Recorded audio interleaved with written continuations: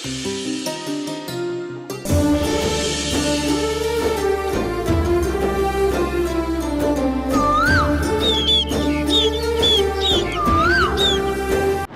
ప్రియా, ఈ ఒక్క విషయంలో నీ తప్పు లేదని రుజువైనంత మాత్రాన నువ్వు మీ అత్తయ్యతో కలిసి ఆడిన డ్రామాలు, చెప్పిన అబద్ధాలు, చేసిన మోసాలు ఇవన్నీ కూడా మంచి పనులైపోవు.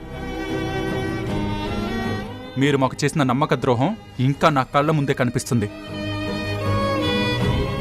ఆ గాయం ఇంకా ఇంకా అలానే ఉంది. ఎప్పటికీ దాన్ని నేను మర్చిపోలేను. సరే, ఒప్పుకుంటున్నాను. ఆ విషయంలో తప్పు నాదే. అందుకు సారీ చెప్తూనే ఉన్నాను కదా. సారీ చెప్తే చెప్పిన అబద్ధాలన్నీ నిజమైపోతాయా? సరే, చంపలు కూడా వేసుకుంటాను. సరిపోకపోతే చెప్పు, గుంజిళ్ళు కూడా తీస్తాను. చెప్పు కృష్ణ, గుంజిళ్ళు తీయమంటావా? అప్పుడైనా నీ మనసులో నా మీద ఉన్న కోపం కొంచెమైనా తగ్గుతుందేమో. ఎన్ని గుంజీళ్ళు తీస్తావు? నీ కోపం తగ్గుతుందంటే ఎన్నైనా తీస్తాను. సరే తీ, కానీ నేను ఆగమని చెప్పేంత వరకు తీస్తూనే ఉండాలి. సరే తీ తీ.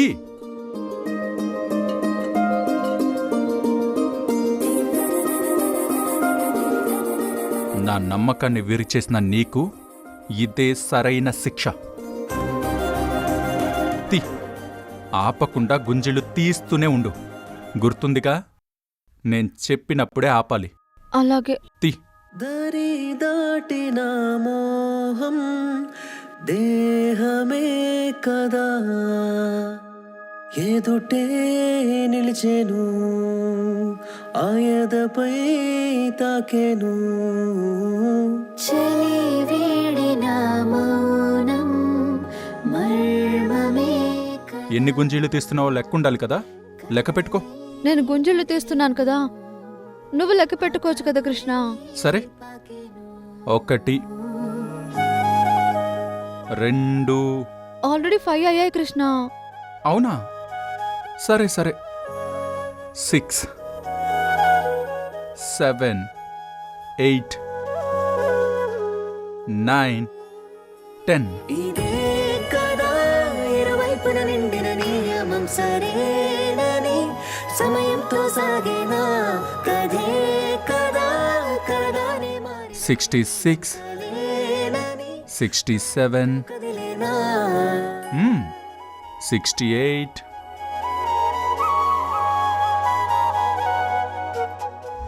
ఈ ఆదివారం నువ్వు పోతురాజు వేషం కట్టి బోనాల జాతరలోకి నువ్వు రావాలి.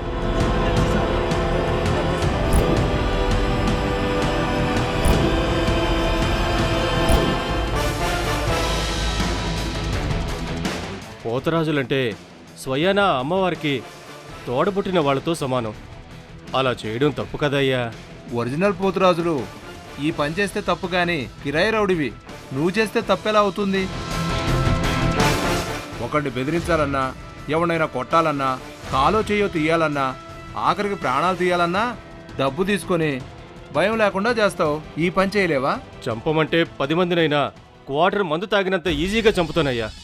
కానీ మీరు చెప్తున్నది అమ్మవారి విషయమయ్యా.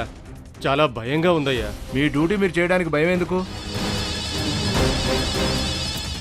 చూడు, సంవత్సరం రోజులు కూర్చొని తినేంత డబ్బు ఇస్తున్నాను, వచ్చి చెప్పిన పని చెయ్యి. డబ్బులైతే తీసుకుంటున్నాను కానీ నాకైతే భయంగానే ఉందయ్యా.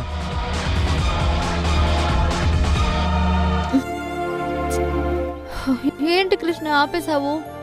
గుంజిళ్ళు నేను తీస్తుంటే ఆయాసం నీకొచ్చిందా? నంబర్స్ కౌంట్ చేసినందుకు కలిసిపోయావా?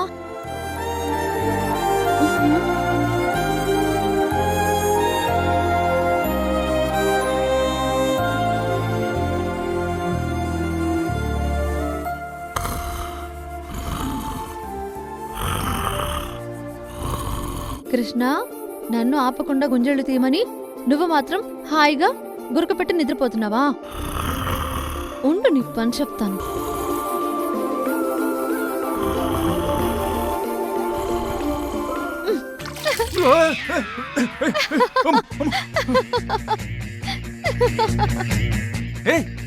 ఏంటి గుంజలు తీమనంటే ఆపేశావు? నేను చెప్పినప్పుడే కదా ఆపమన్నాను. తమరు మాత్రం హాయిగా నిద్రపోతారా? అది నా ఇష్టమే. అయితే ఇది నా ఇష్టం.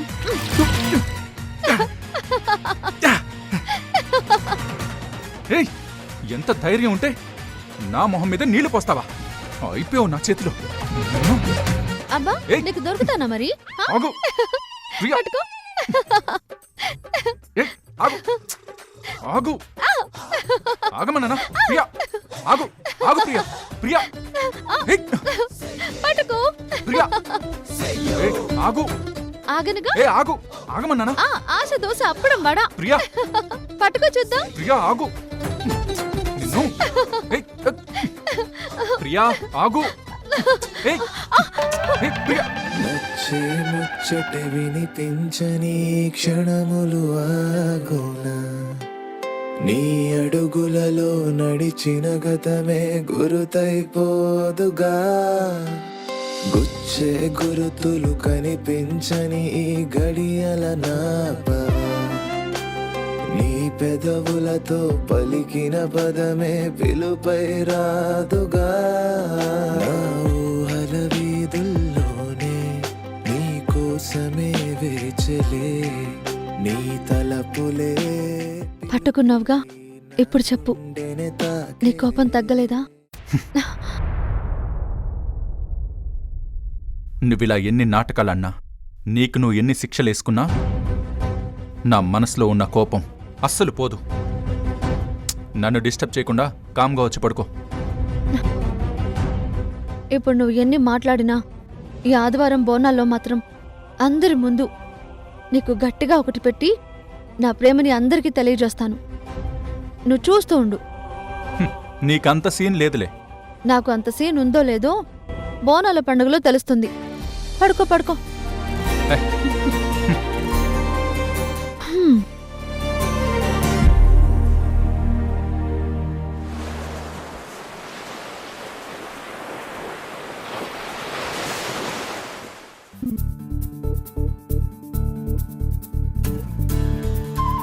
సార్, అది నిన్న ఆర్డర్ ఇచ్చాను కదా సార్, అదొకసారి చూపించరా?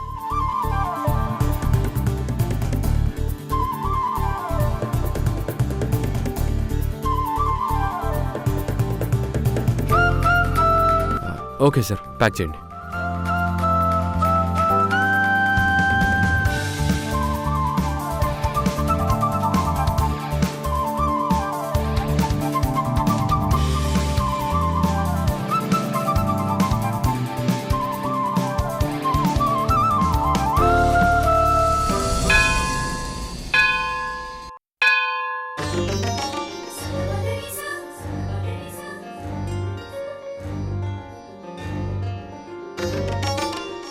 స్వామి, ధర్మతేజ గారికి గతం గుర్తుకొస్తే నా కన్నబిడ్డల జాడ దొరుకుతుందని ఎంతో ఆశపడ్డాను. నేను కోరుకున్నట్టే ఆయనకి గతమైతే గుర్తుకొచ్చింది. కాని నా పిల్లల ఆచూకీ మాత్రం ఇంకా తెలియలేదు. ఆయన చెప్పినట్టు అక్కడ ఆశ్రమం కూడా లేదు. మరి నా ముగ్గురు పిల్లలు ఏమైనట్టు? నా జ్ఞాపకాల్లో ఉన్న నిజం కూడా నన్ను నా పిల్లల దగ్గరికి చేర్చలేకపోతున్నాయి. తండ్రి వినాయక, నేను ప్రతిరోజు వచ్చి నిన్ను కోరుకునేది ఒక్కటేనయ్యా. నీ కన్నబిడ్డల గురించే కదరానమ్మా. స్వామి, నువ్వు ప్రతిరోజు ఇక్కడికి వచ్చి భక్తితో దీపారాధన చేసి దేవుడు ముందు మోకరిల్లి కోరుకునేది ఒక్కటే కదా, నీ పిల్లలు నీకు దొరకాలి అని. దొరికేస్తారు రానమ్మా, నీ బిడ్డలు నీకు ఖచ్చితంగా దొరికేస్తారు. స్వామి, మీ నోటి నుంచి, నీ నోటి నుంచి ఈ మాట. దొరికేస్తారు రానమ్మా. పంతులు గారు, ఇప్పటి వరకు నాతో మాట్లాడింది మీరా? అవును రానమ్మా. అమ్మా రానమ్మా, మీరు ప్రతిరోజు ఈ విఘ్నేశ్వరుడి దగ్గరికి రావడం,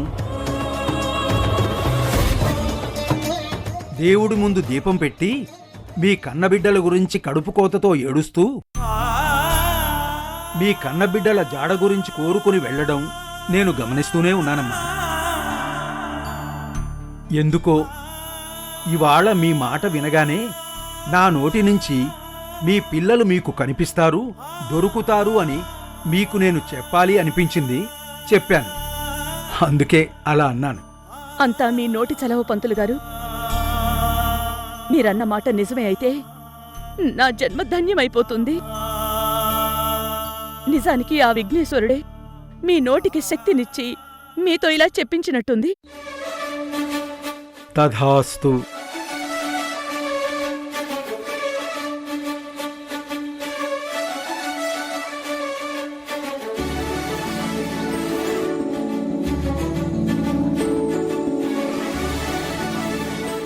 కనిపిస్తారు.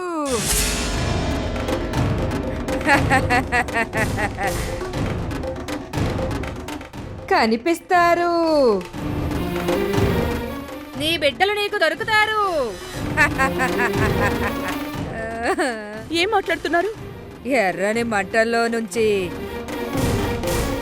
ఆ బగబగ మండే మంటల్లో నుంచి వస్తూ ఒక్కడు కనిపిస్తాడు. వాడే నీ కొడుకు. ఏయ్, ఏయ్, నువ్వు కాసేపు మౌనంగా ఉంటావా? అమ్మా రాణమ్మా,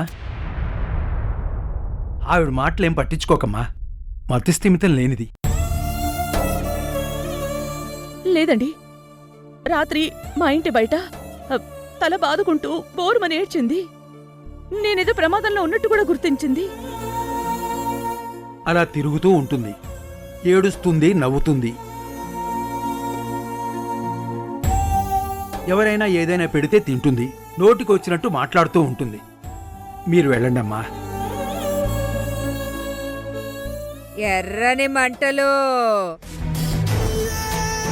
నీ పిల్లలు నిన్ను చేరుకునే సమయం చాలా దగ్గర పడింది. నువ్వు ఉండవమ్మా, వచ్చి పోయే భక్తుల్ని భయపెడుతూ ఉంటావు. మీరు వెళ్ళండమ్మా. పంతులు గారు, ఆమెనేమనొద్దు. అమ్మా, ఇదిగో తీసుకో, తీసుకోమ్మా. తింటాను తింటాను. వెళ్ళు వెళ్ళు. జాగ్రత్త జాగ్రత్త. వస్తాను పంతులు గారు. మీరు వెళ్ళండమ్మా.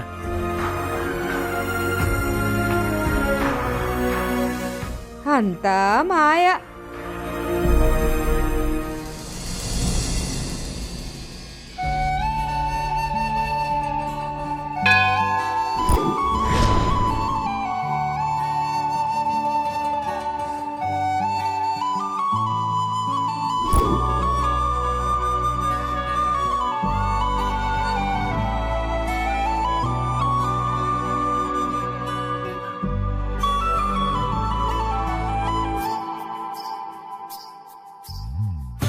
కావేరి, ఈ తాళితోనే మన జీవితాలు ముడిపడబోతున్నాయి.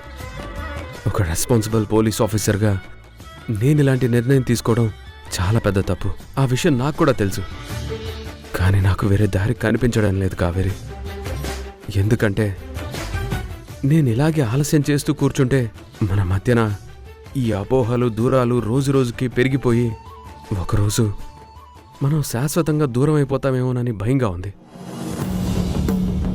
రేపు జరగబోయే ఈ బోనాల పండగలో ఆ అమ్మవారి సాక్షిగా ఈ తాళిని అడ్డు పెట్టుకొని నా ప్రేమ నేను గెలిపించుకోబోతున్నాను.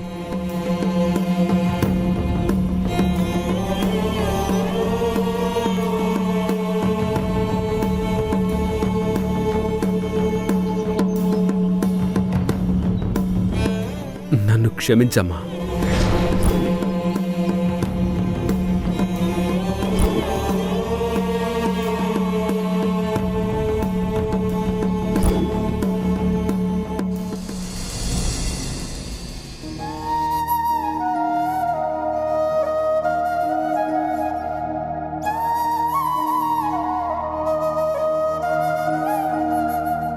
పాలు తీసుకో అక్క. నువ్వు తాగావా? తాగాను. పాలు తాగేసి పడుకో అక్క. నువ్వు ఈ మధ్య సరిగ్గా నిద్ర కూడా పోకుండా ఎక్కువ ఆలోచిస్తున్నావు. సరే సరే, నువ్వు పడుకో.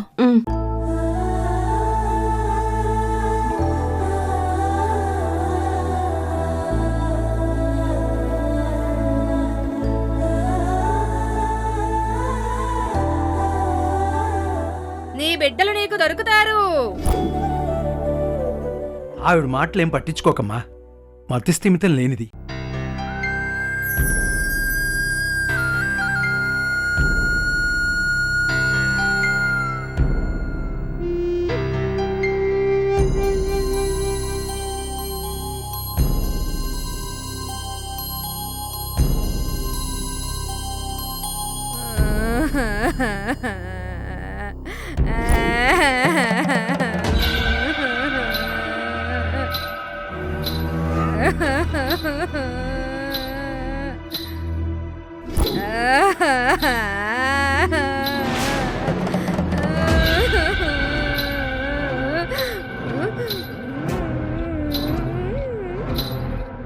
ఆవిడేడు అలాగే వినబడుతోంది.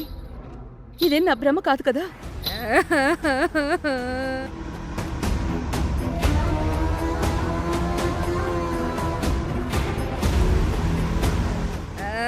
అయ్యో, ఏమైంది నీకు?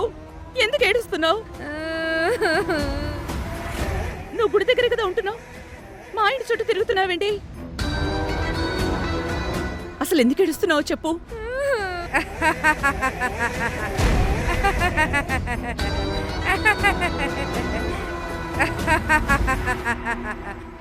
బోనం ఎత్తబోతున్నావా?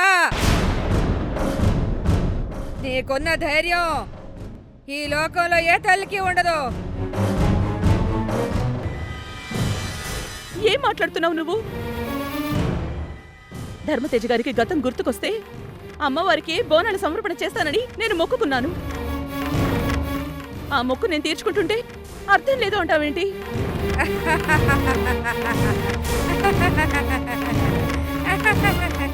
నువ్వు అలాగే అనుకోని వాళ్ళు చెప్పింది నమ్మి దైవ కార్యాన్ని ఉద్ధరించుకోబో.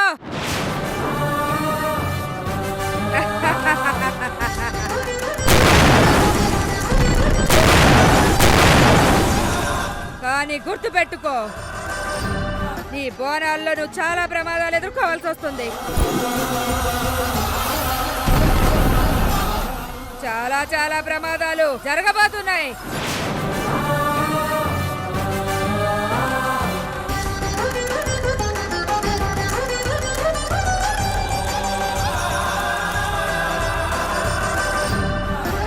అబ్బా, ఇంత రాత్రి వేళ అక్క ఎక్కడికి వెళ్ళింది? ఎలాంటి ప్రమాదాలు జరగబోతున్నాయి? ఎవరికి ఏ సమస్య రాబోతోంది?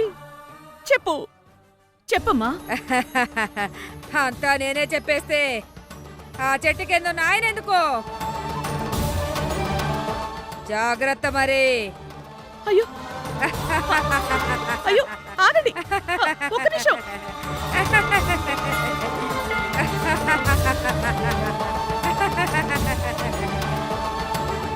తనేంటక్క ఇక్కడ? అయ్యో, తనే తనే పుష్ప మన ఇంటి ముందుకు వచ్చి ఏడ్చేది. ఏదో ప్రమాదం జరగబోతుంది అని చెప్పింది. అక్క, తనకి మతిస్థిమితం లేదు. ఎప్పుడు ఆ వినాయకుడి చెట్టు దగ్గరే ఉంటుంది. నోటికొచ్చింది మాట్లాడుతూ ఉంటుంది. రేపు బోనాల పండగ.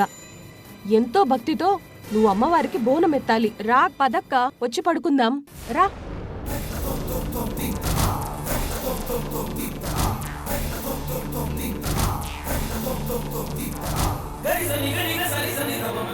రేపు బోనాల్లో ఎవరికి ఎలాంటి సమస్య రాబోతోందో, అసలు ఎవరి వల్ల ప్రమాదం వస్తుంది?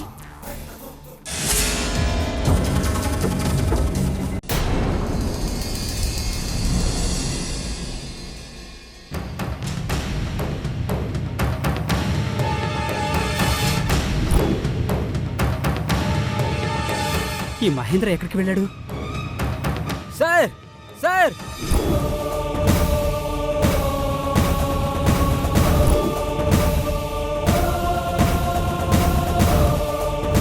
చుట్టూ 3 లేయర్ల సెక్యూరిటీ, సీసీ కెమెరాలు. ఇంత సెక్యూరిటీని దాటి అసలు వాడు ఎలా తప్పించుకున్నాడు? How is it possible? పదా, ఏమాత్రం లేట్ చేయొద్దు. City most wanted criminal Mahendra escape అయ్యాడని సిటీ మొత్తం రెడ్ అలర్ట్ డిక్లేర్ చేయండి. Yes sir. అన్ని railway stations, bus stands, border check points ఏది వదలకుండా వెతకండి. ఆ మహేంద్ర కేరళ దాటి వెళ్ళడానికి వీల్లేదు. సెర్చ్. Yes sir. ఇంతకీ ఆ మహేంద్ర ఎస్కేప్ అయి ఎక్కడికి వెళ్తున్నాడు? ఎందుకు వెళ్తున్నాడు?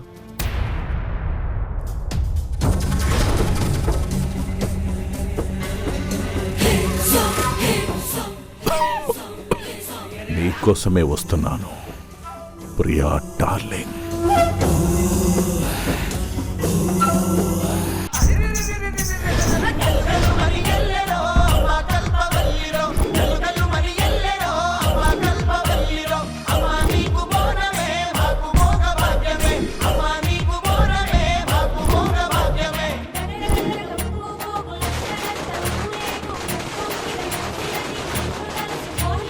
పట్టు సీర నీకు పెట్టి గోలకొండ నవాబు